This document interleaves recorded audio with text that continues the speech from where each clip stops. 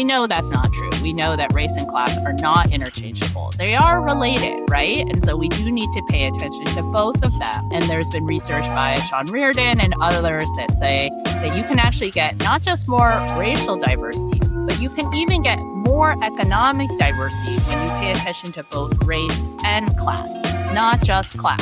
You maximize economic diversity by paying attention. Hey, Julie, you're back for part 2. How are you? I'm good. How are you, Mark? Fantastic. Thanks for coming back. And we're going to switch gears. And so Asian Americans have been referred to as the model minority. And my sense is that a sizable number of white Americans believe that that's a compliment to Asian Americans.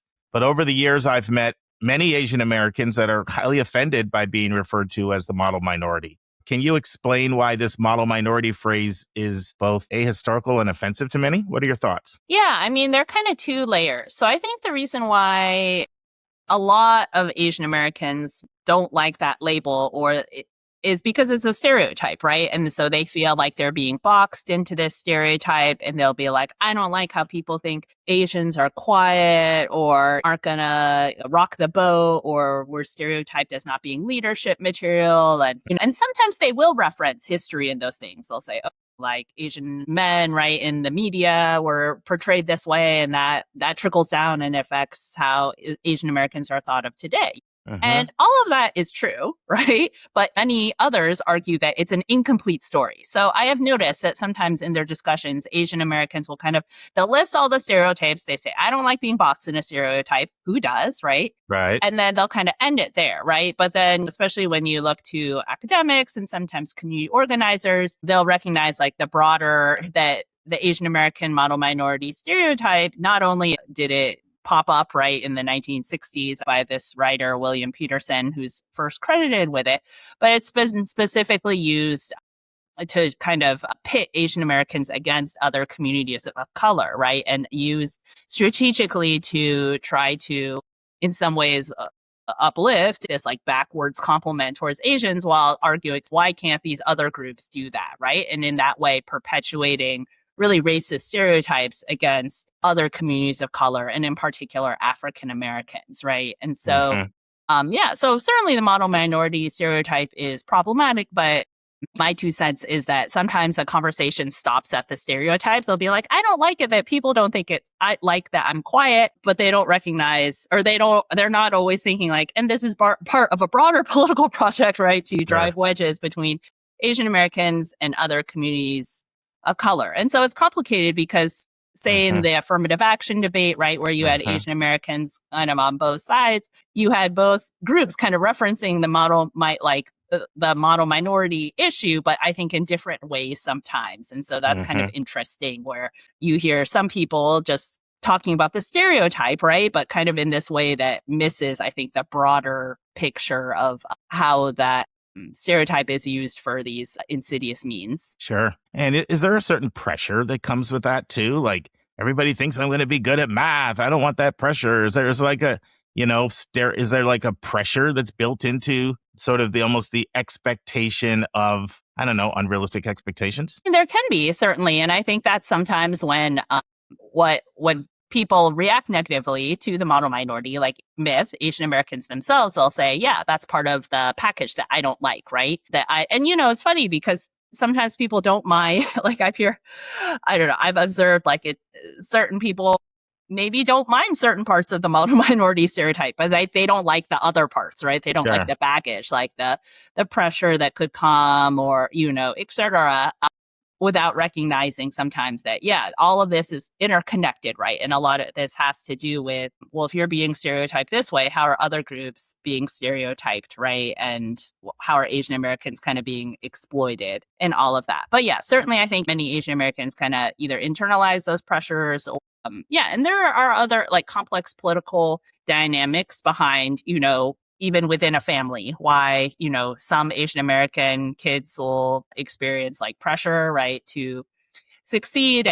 So there's this great book by sociologist Jennifer Lee from Columbia and Minzo from UCLA, and it's called the Asian American Achievement Paradox. And they talk about this sort of schema that many East Asian Americans are subject to. And they call it the success frame. And it's sort of this internalized socialization feeling like, in order to be successful, I need to do XYZ, right? I need to reach these certain bars and get into this college and all of this.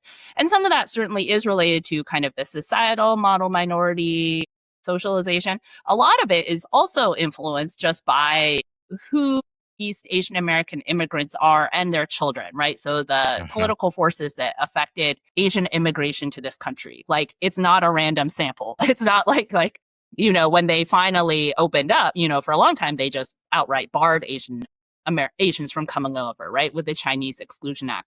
But when they had immigration reform, right, mid-century to mid-20th century, they didn't just say, hey, anyone can come. There's a lot of strategic picking, right, around priorities, right, like highly skilled, right, people who are coming over here for graduate school. So it makes sense that, and in turn, even when there was more economic diversity within the Asian immigrant population, it was kind of that big wave of post-1965 immigrants that were coming here specifically for education that set a lot of kind of the structures and the culture around expectations. Where I see this a lot, I see it in the Black community and I see it in the Asian community. So one of the stereotypes in the Black community is that Blacks don't do well on test scores. But then when you work with like Nigerian first, second generation immigrants, Ghanaian first, second generation immigrants, you see tons of really, really super high test scores.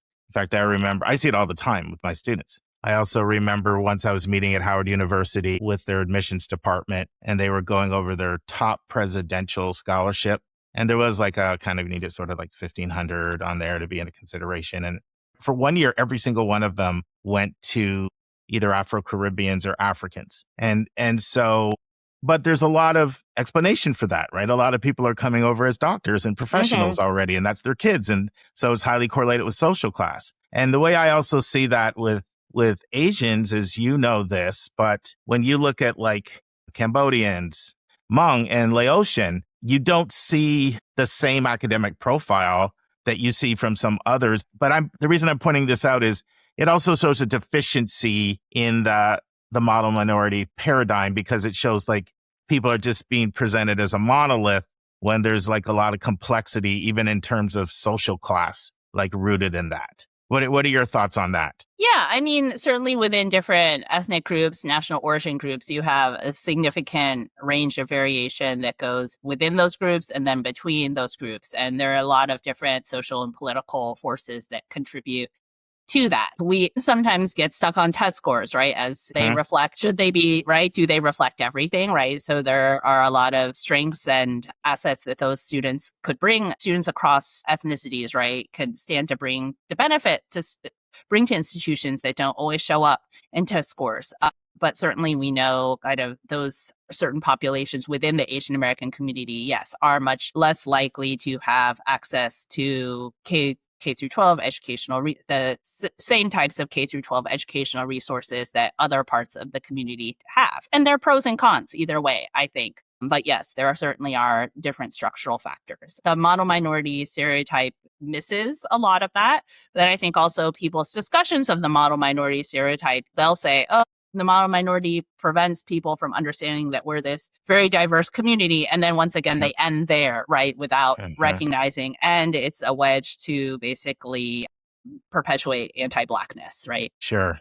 And that's a good transition to bring us back to your book and bring it back to that context. So you're very cynical that Ed Blum launched his lawsuit against Harvard because he wanted to prevent Asian Americans from being discriminated against in college. Describe why you're so cynical about Blum's motivations for bringing the case and why you feel he was really exploiting Asian Americans in his use of Asian Americans in that case. Yeah, I mean, I don't think that he was suddenly like, oh, I love and care so much for the Asian American community. I just have this community so close to my heart, right? Right. He lost, right? He lost 2 times at the Supreme Court. And it took him 2 times, right? It's like most people, they'd be like, oh, I lost once. Like, I'm just going to go home.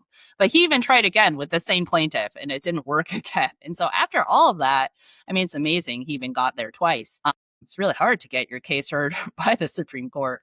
Sure. And yeah, so he very publicly said, like, I need Asian American plaintiffs, right? And Hmm. so it was, yeah. So I do think a lot of concerns and fears that were within the Asian American community, right, were ripe and subject to exploitation. But then there's also debate, and I understand this because I'll Hmm. usually just say, yeah, he exploited these Asian Hmm. American families. But others, and many will argue, like Asian Americans themselves have agency, right? It's not that Hmm. the people who went along with him didn't have a choice because many did not. I mean, many people did not many Asian Americans did not support his cause, but some did because it's not a single person, right? It's a group of students and their parents, right, who had to support this, give their buy-in. There's probably a range of reasons why, but ultimately they all made that choice, and I'm not sure how many of them understood like the consequences of their actions and what they were told, right? But people tend to see like what's immediately kind of, they only know what they know, right? And so to families that felt like, oh, like my kid isn't getting in and that kid of a different race is getting in, and that seems unfair. Ed Bloom did not do anything to correct those perceptions, Sure. certainly. And so, yeah, so it takes two to tango, right? But Hmm. Ed Bloom certainly was the organizer and the one who, someone's got to fund all of this too, right? So he's the one Sure. who collected the funding and from whatever right-wing interests were supporting all of this. And also he has this broader agenda, right? He just didn't do admissions. He also was behind like the big earlier gutting of the Voting Rights Act too, right? Hmm. So there's a pattern. Sure. Sure. Yeah, I think a lot of people don't realize how many different causes he's attempted to go after that sort of all fall in the same category of trying to curtail rights for people, underrepresented people of color. So I don't know if this is surprising to you or not, Julie, but I receive a fair amount of questions from Asian Americans after the ruling saying, is this going to help me? Are my chances going to be better now? So that type of thinking feels like it, to a certain degree, I don't permeate it is too strong, but infiltrate it maybe is a better word, into the thinking of some students. Does that surprise you that I was asked that question more by Asian Americans than Caucasian Americans? Hmm. I Yeah. don't know. Does that surprise you or not? I'm just curious. Not really, because I think the Hmm. lawsuit was sold to Asian Americans Hmm. as, "Oh, we're doing this for you." And Correct. so some Asian Americans did buy into this as, oh, it was pitched as this is something that's going to help Asian Americans. On the whole, when you look at enrollments, like from that we've had 3 enrollment cycles since Hmm. 2023. And so you see at some institutions, it's kind of all over the map. So there are Hmm. some institutions where Asian American enrollment has gone up. There are some institutions where Asian American enrollment has gone down. I don't know anyone, like I have nieces and nephews who are getting ready to go through the process. I don't know anyone who's like, oh yeah, things are totally fine now, right? I Hmm. think a lot of, yeah, especially kind of these upper middle class kids, they were all stressed Hmm. out before the case. Sure. They're still stressed out, right? It still Hmm. feels like it's still like you're buying your lottery ticket, right? It's Hmm. still it's not a predictable system, and there are reasons for that. But yeah, I think maybe 10 years down the line, maybe things will feel a little different just because of demographic shifts and the population, the high school graduate population going down, right? Will that kind of alleviate some of the pressures? I think some, but that'll just take us back to where we were in like 2012, 2014, which is when they filed this lawsuit to begin with, right? I don't think people, we're not going back to the 90s. Yeah. And I'll be honest, I think that's really overrated as a factor when you look at the data, because what happens is those same upper middle class kids you talk about, they still want to go to about 75 institutions when you look at like public and private. They really do. And so far, when you look at demographic slide, birth, dearth, it's really impacting community colleges, regional publics, and less selective private schools. Hmm. But flagship schools and highly selective privates, they're still getting a glut of applicants. Now, Yeah. some of that is because people just apply to more schools now with the Common App making it so easy. And Yes. even if you have less kids going to college, it doesn't mean that there's a decrease in overall applications. But I don't see any indication that that same group of colleges is going to continue to get, a lion's share of those high achieving students from the suburbs and private schools that are very ambitious and aspire to go to elite institutions. But so we'll see how that shakes out. Yeah. Now, Yeah. now you said something fascinating in your book, and it's kind of not surprising, of course, but it's along the lines of what we said. In fact, this is right on page 2. So you make the following statement. White women and Asian Americans have benefited significantly from such policies. And when you say such policies, you're clearly referring to affirmative action. You go on to say, still, over the decades, both groups have participated in campaigns to eradicate race-conscious admissions. So my question for you is this. Why would white women and Asian Americans sometimes work to eradicate something that has benefited them, that's in their self-interest? Yeah.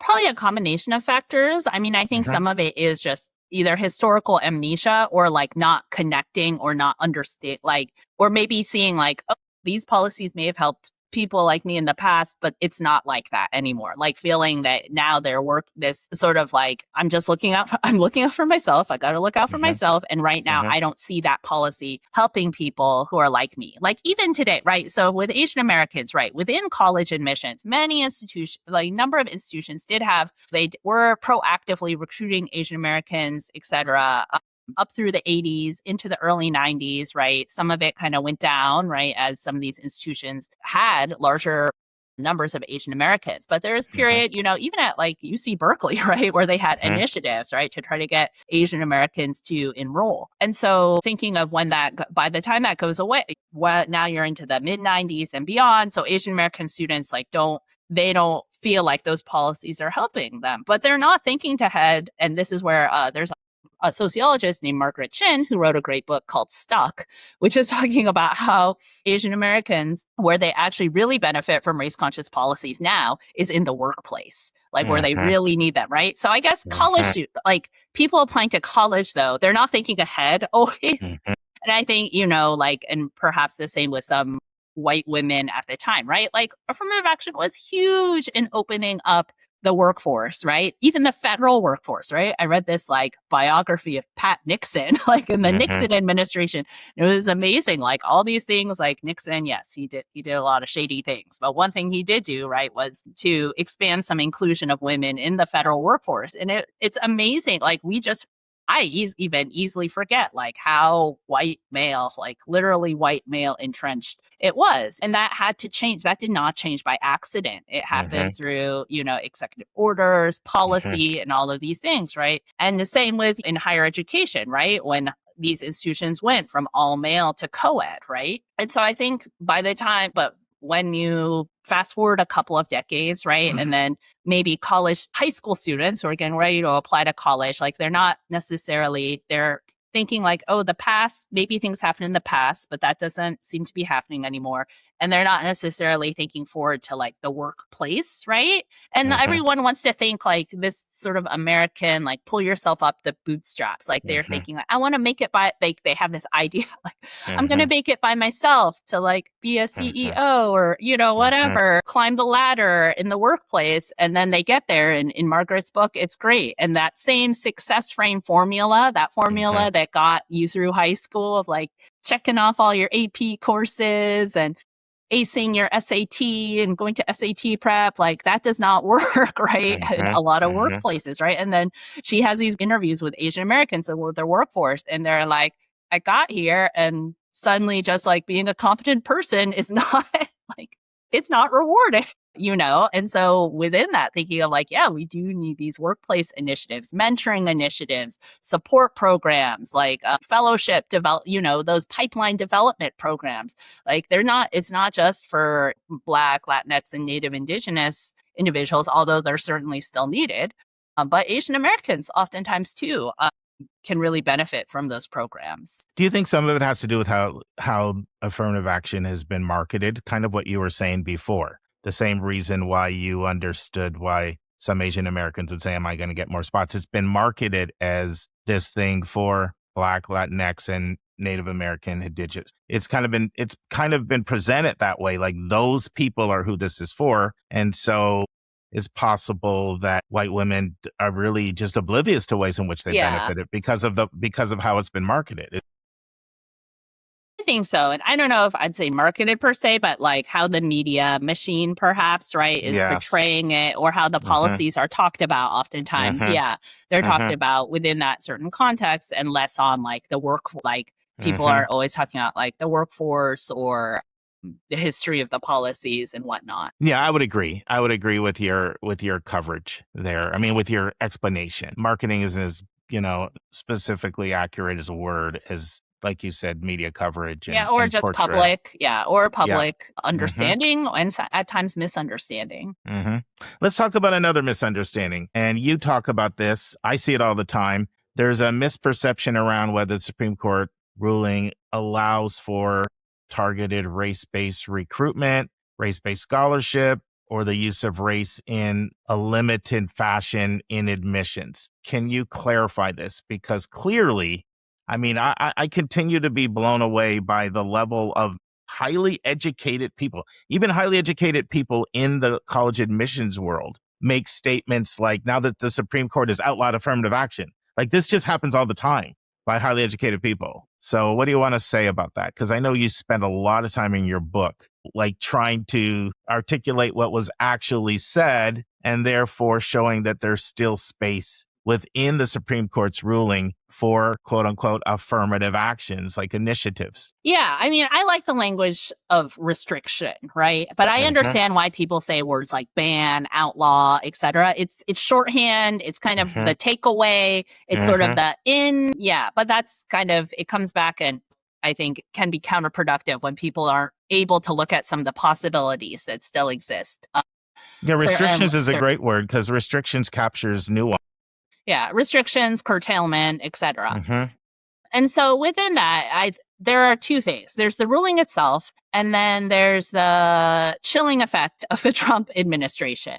And Yeah. so I like to talk about the ruling itself. I like to focus the attention there because I like to think that the period we are in, we're not always going to be in. And I think we can say that with some confidence. It might, some of the characteristics may or may not stick around Mm-hmm. depending on the political administration that inherits the current one. I have to say it, right? I'm like, we're not always going to be here. So the ruling itself, actually, and thinking of how people talked about, I think we talked about this before, how people were talking about the ruling kind of for the first year and a half out of it was that it actually did have a decent amount of leeway. And those words still stand, right? That there is no, that institutions can still consider students' experiences with race. Students can still talk about race, and institutions can take that into consideration. And, it's this highly individualistic language, which makes sense because it's coming from the Roberts Court, right? But they say, if, discussion of race is connected to some value trait that is valued by the institution, such as like courage, leadership, or whatnot, like, yes, that can all be relevant information. What they say is not okay is race-based admissions, making decisions solely off of your race, ethnicity, which people weren't doing in the first place, right? Mm-hmm. So, but now the Supreme Court officially says you can't do that, right? So there is, more, I think, the ruling is much more nuanced than I think sometimes the average person might understand. What is happening around scholarships and then recruitment? I would say it's kind of like it gets a little complicated, right? So first off, is the ruling just doesn't talk about any of those things. Like, I don't think the Supreme Court, they are not experts in higher education. They are not Sure. they're like, all I know is what you told me, which is like these kids are mad they didn't get into Harvard, Sure. right? So, right. They're not thinking about like your fly-in program or Sure. like all these like little things that people in admissions, your high school visit list and stuff like that. They don't even know that exists, right? That didn't exist when most of them went to college. Sure. Comment, right? Comment App, all that stuff didn't exist, right? And so they're like, so the decision is focused on admissions, right? And so from the beginning, pre-Trump, the takeaway was that it doesn't mean anything automatically for scholarships and other programs. But scholarships, I think, they kind of occupy it, even though they weren't talked about, they kind of are in a more vulnerable position because they're kind of the closest to admissions, right? So things like scholarships and financial aid, right? And so where we are on those, we're beginning to get some like decisions from like state courts, like around, because some states have pooled the money or have like ended programs, people have fought back, right? there was this instance in Wisconsin where they defended they had a retention grant, which was like $1,500 for some students of color who were attending like technical schools, right? Like community colleges, right? And of course, some random foundation goes after that. And then the state of Wisconsin pushed back, right? They defended and they said this SFFA does not automatically apply to this. In the end, the Wisconsin court, I think, did not support the petition. So I believe I would have to check back that the program unfortunately has sort of has wound down. But it's sort of like a checkerboard, right? The country, right? So you have your blue states, your red states, and so you may see additional scholarships. So there's also a case in Iowa related to a scholarship that was given from the estate of a African American, I believe, chemistry professor. And so so it's interesting. There are all of these sort of cases. So it's sort of the Wild West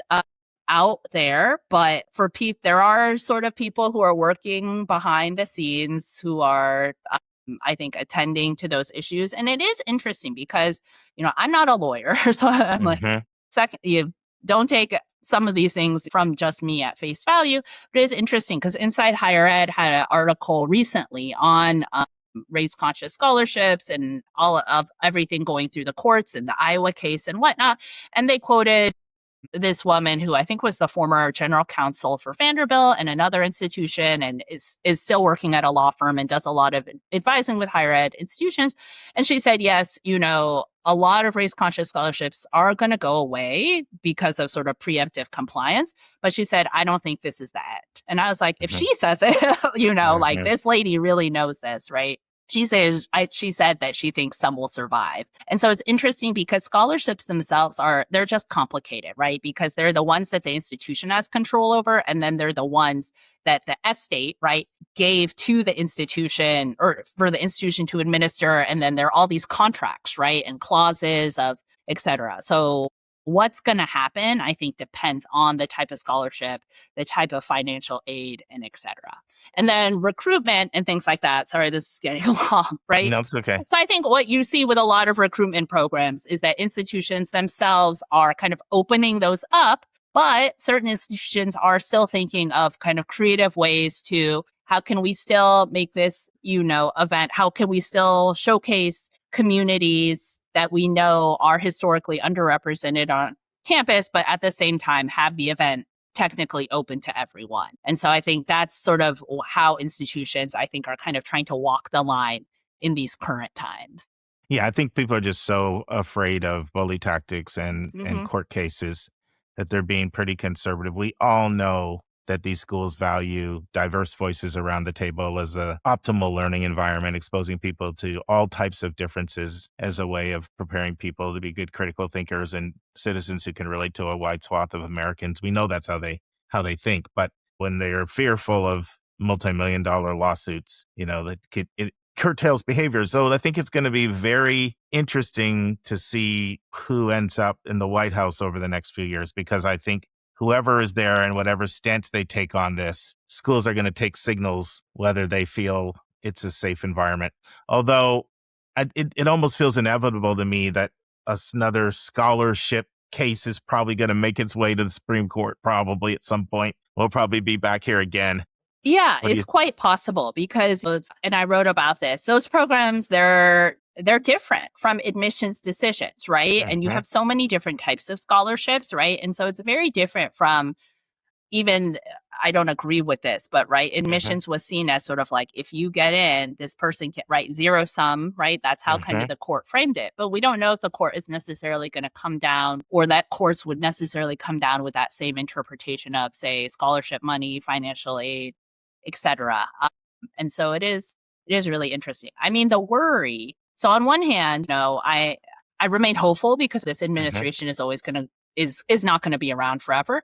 At the same time, it has done real damage because I think institutions, even after this institution is gone, if the administration swings right into the other direction, they might loosen up some things. But I think certain programs that went away, they're not going to come back. It's terrible, right? Either out of like, once you take away a program, it's so hard to bring it back, right?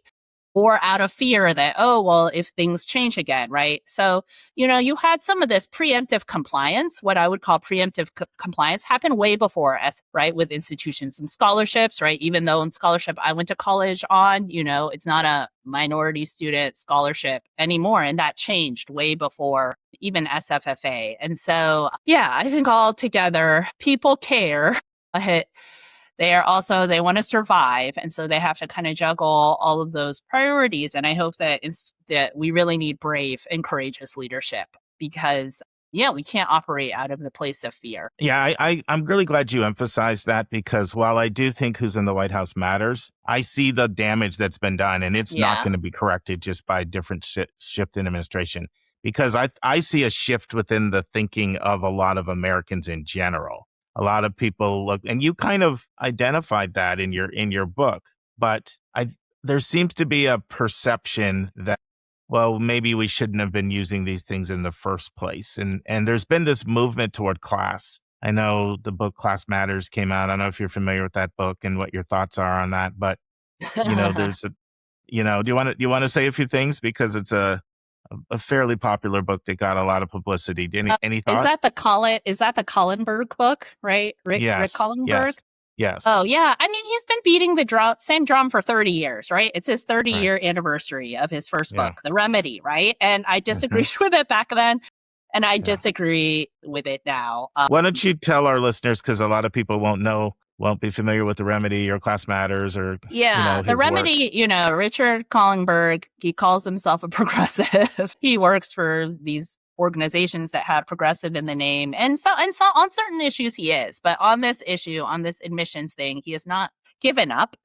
30 years ago, he released a book called The Remedy. And the argument was basically like, we should get rid of race conscious admissions. We should only have class-based affirmative action.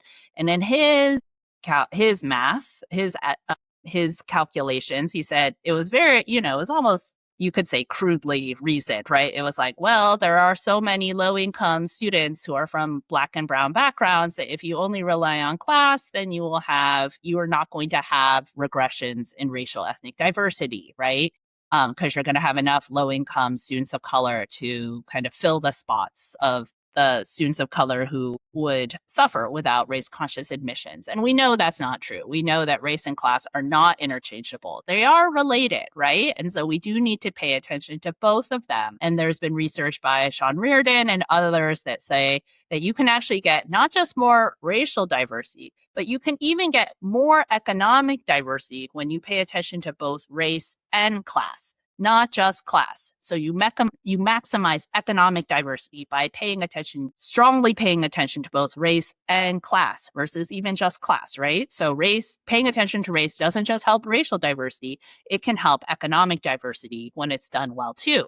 And correspondingly, you can lose some economic diversity when you're not paying attention to race ethnicity. And certainly you can lose economic diversity within racial ethnic groups. So Collenberg, he served as witness, I think, for SFFA, right? And so his new book is called Class Matters, and it's like his victory lap. And he's gone on, written these, columns and op-eds. He says, SFFA didn't really do that much damage.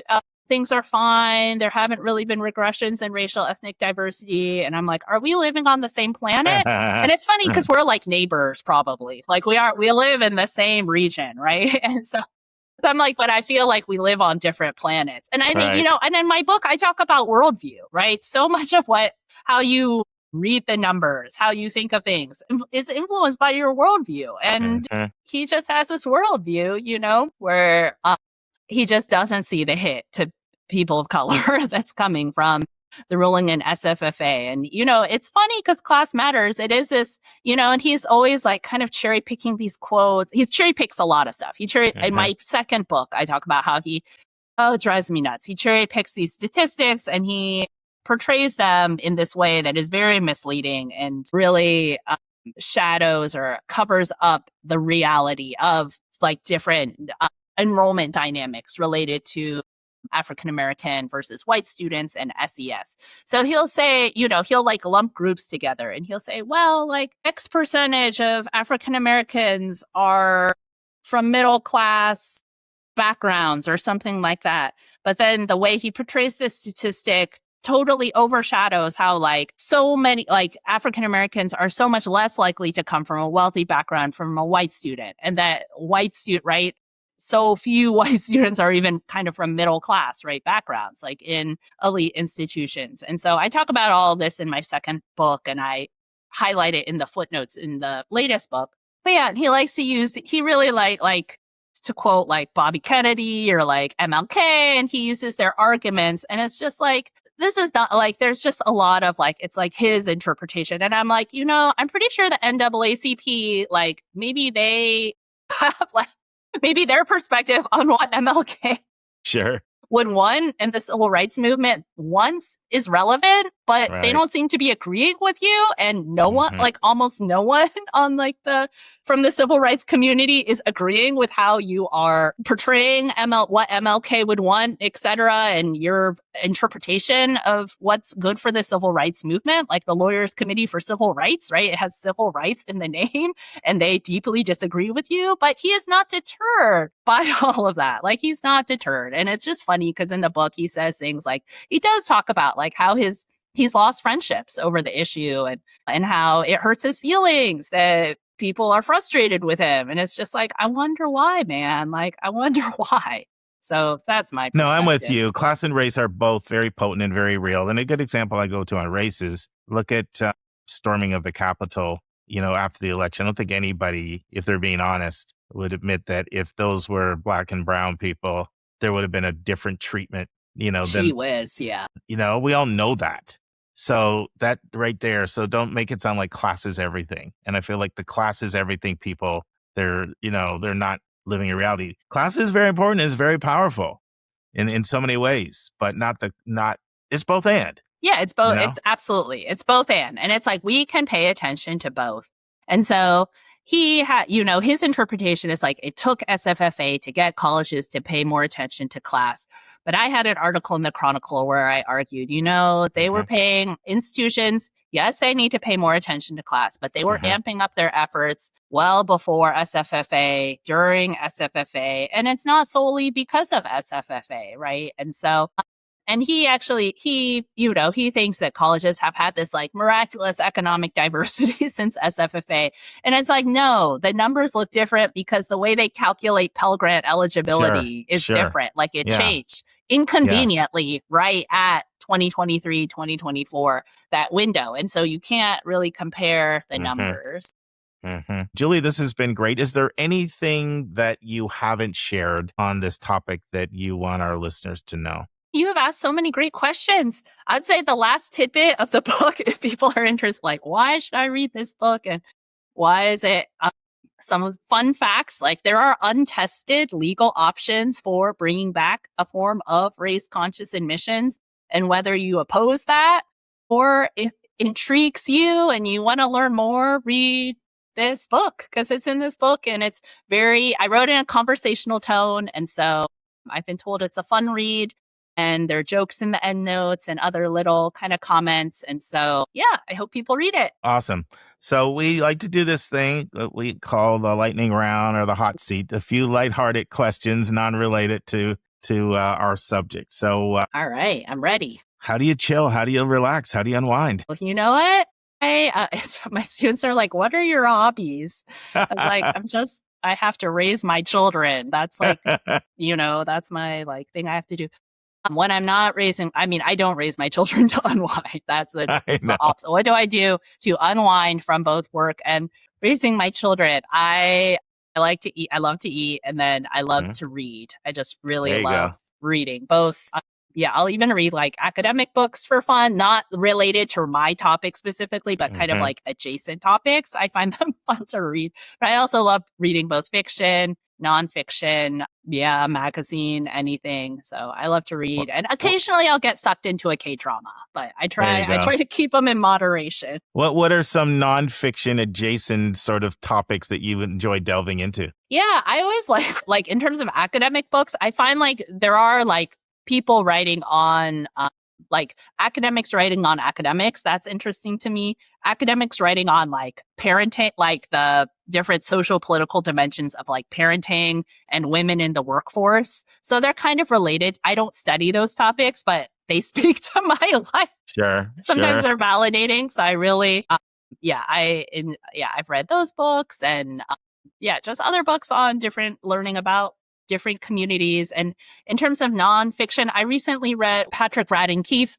I read his book on the opioid crisis. Like that was a page turner, like, and the Sackler family. And so I read that recently. And so I can say that's fascinating. And it's funny because now my oldest is 8. And so I have to like help him find good books. I mean, he finds books too, but I also try to find him good books. So now I'm kind of rereading some of those books I read around that age. And those are fun too. Reliving your childhood. Yeah. What's your favorite type of cuisine you like to eat? Probably like Korean or Chinese, anything Asian, like Korean, Chinese, Southeast Asian. But I like high quality and In-N-Out burger. I mean, it doesn't have to be I love eating In-N-Out. I just love anything that's just well prepared, and even if it's like not that well prepared, if my partner and I do not have to cook it, it's extra great. In fact, he does most of the cooking, so I shouldn't say if I don't have to cook it, because I actually don't cook very often. But if we could just go and eat, my in-laws cook very delicious Chinese food, so that's good. My mom's cooking too. Korean food. What's your favorite thing about being a college professor? Yeah, one thing that's hard, because there are a lot of things that I like. I mean, I do like the flexibility, like, and it's funny because you have autonomy, and then sometimes you don't have autonomy. But I think relative to other jobs, from what I've heard about people with normal jobs, there's just more autonomy. And so I do like the freedom to study. Unfortunately, I work in the state of Maryland, so I do have the freedom to study whatever I want and write about it. And I recognize like not all academics are feeling the academic freedom they should have. So I do really like learning, like how it allows me to keep learning from research, from my students, from just kind of being in a community where you learn about other people's work. So I really like that. And of course, just working with students, and especially when they're learning about some of the topics for the first time, it's really fun and rewarding. So what's the next book that Julie's thinking about writing? I know how it is in academia, publish or perish, right? You always got to be thinking about your next production. Yeah, I mean, it's kind of funny because in my actually subfield, like you actually don't need books technically to advance. Is it art? You can do scholarly articles articles, instead? yeah. Yes, and then, so it's more article driven. So the books are like, they're like great, but it's, it's just like good for you. It's not like if I were in the humanities, right? But yeah, I mean, I'm thinking of some different projects. I mean, continuing to study testing, I think, from different angles.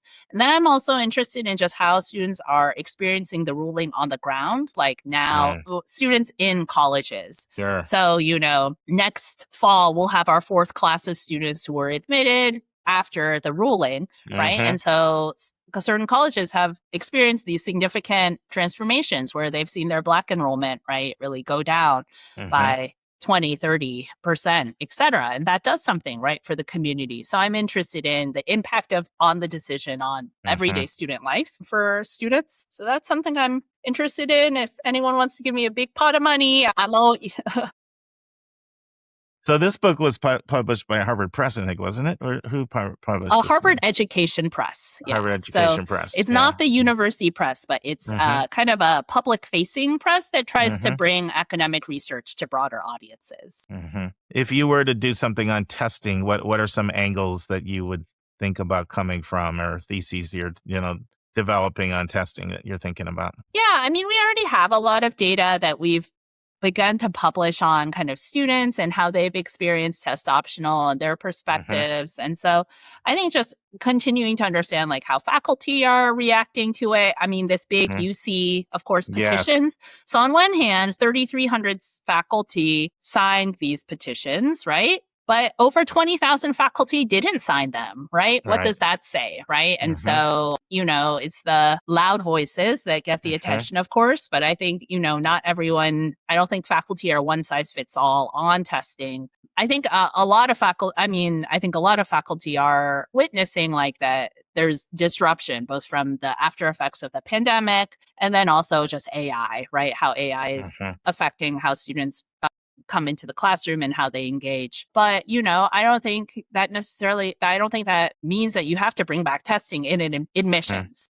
I think some people think it does, or obviously some people thinks it does, but it really doesn't. And so just continuing to understand how different stakeholders are approaching testing policies, I think is really interesting. Yeah. And then also like maybe potentially partnering people to look at data from whether it's institutions that have gone back to test required or just other facets of the college application, I think are really interesting, and I would love to continue studying them. Well, if you continue to do stuff related to college application, I'll have to have you back on. That's our world. Yeah, that would be great. That's wonderful. Our world. So last couple of questions. What's on your bucket list? Of like things to do? Yes. Oh, that's so nice of you to ask, right? I know, because my kids are always telling me what they want to do. And then I'm like, when you're a parent, no one asks you what you want to do. I mean, I know it's like my bucket list is, and maybe some people who are listening though to the Your College Bound Kid podcast can relate. Like on my bucket list is like, I just want to like raise my children to adulthood. Once they get out of the house, there's a whole nother life that you get, and a whole lot more time, by the way. Yeah, that's what I'm told. I mean, I'd love to travel more internationally and, I would love to. I've never been to Japan, so hopefully I'll make it to Japan at some point. Yeah. And there are just so many places that I haven't been. But I'm not like a ambitious traveler. Like I'm not like, I want to go to like every country or whatnot. I'm fine with like it takes me a long time to get over an international trip. So I'm fine with like one every. Yeah, I know someone who's like, I need to get to 50 countries by age 50, and it's like a major goal. No. Yeah. I'm not very goal. At one point I was more kind of goal oriented with work and other things, but I've never been goal oriented with travel. But I do like to travel, and there's so much of the U.S. that I haven't seen too, and so there you go. There's so much to see. Final question. What do you wish your 18-year-old self knew? This is harder than talking about the book, isn't it? What? My 18-year-old? I mean, like that everything would be okay, with all the things you worried about. I think I also wish I knew how deeply privileged I was. Like I knew I was privileged going into college, but I don't think I had any. And in America, there's always someone who's even more privileged than you. And and that's true, but just to fully appreciate just all that my parents gave me and were able to provide, and even just like the community that I grew up in and the opportunities that I was able to have. And yes, there are others who had even more, but I don't know if 18, that was like not at the front of my mind. It was just like, you're kind of just thinking about I was just thinking about myself. Right. But I now in my 40s, I will. And as a parent, especially, I would just be like, oh man, I wish I could like just go back and continue to thank all my teachers and coaches and just the people that poured into me. Nice. Let's end with that. That was great. This has been a lot of fun, Julie. I appreciate your work. I'll continue to follow you and your career. I think you're doing exciting stuff. I'm always interested in the intersection of like education, race, sociology, admissions, like anything along those lines is like fascinating to me and to our listeners as well. So whatever we can do to amplify your voice and keep speaking truth to power. Wonderful. Yeah. Likewise. Thank you, Mark. This has been great. My pleasure. All right. Take care.